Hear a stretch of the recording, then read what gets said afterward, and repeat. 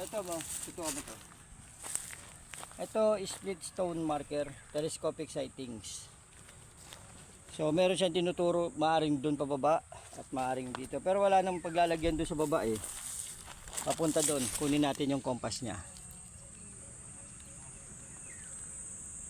Yan, 120 papunta doon, tapos kailangan makuha mo to para malaman mo kung saan yung distansya. Ito ay mga nasa 20 25 inches, 25 to 30. So mga nasa ano to, nasa 6 meters ito. So sukatin natin mula rito, no, kung ilang metro. Isang hakbang, 1 metro. Dalawa, 3, 5, 6, sakto. Ito yung confirmation marker niya. Muhon. Confirmation marker na muhon. Tapos itong mga kakwatin to, matatagal na yan. So, 1, 2 kakwate. Nasa in between siya ng 2 kakwate. Tingnan mo 1, 2, 3 hakbang sa pool siya. Tapos mula ka uli rito, 1, 2, 3 hakbang. So, talagang nakaano siya, ka-alignment. Nasa center siya ng 2 kakwating. Matanda na. Tapos yun yung pinaka-break niya. Surface marker. Supporting marker na lang itong mga baton to. Yung nagtuturo dito. Ito buhay pa. Ito ang tunay na marker. Batong buhay to. Andito yung mga dapi. Okay, so gawin natin. I-double check na natin muna ito ng ating mga gadget. Kasi ito ang pinakamababaw na giveaway dito. Dalas yung ginagamit talaga ng mga hunter. Para ay gamit ng mga hunter na ganyan.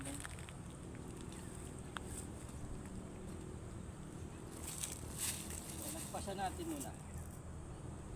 Mababaw nga ito. Mabilis ang hasak eh. Oh. Napatang ko na itong muhon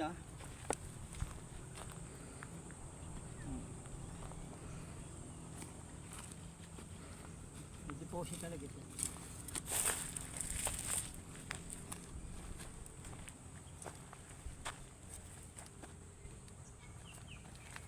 Sa pool. Isa pa. Isa pang confirmation.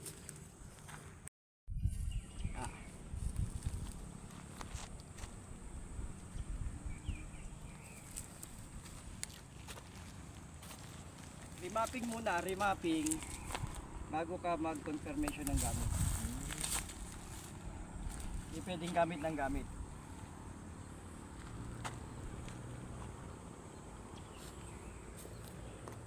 Pag tinungtungan mo na siya, mas malakas kasi naka-ground na eh.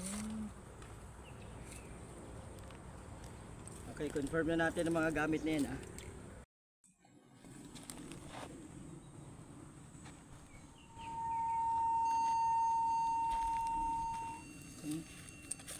Pulang pula oh.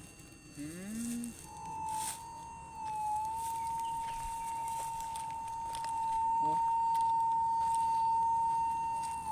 Pulang-pula. Pag ilayo mo, lalabas ko.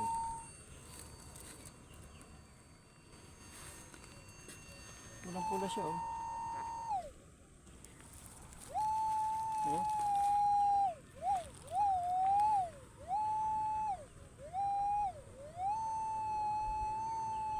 Pag ilalayo ko, wala na oh. Mawala yung pula. Oh. Tahimik siya oh. Maliit lang. Pag dito wala na eh. Pag ilalapit ko. Pula magpansa ko. Pula siya. Diba ang taas? Confirm. Lalim na lang kunin natin.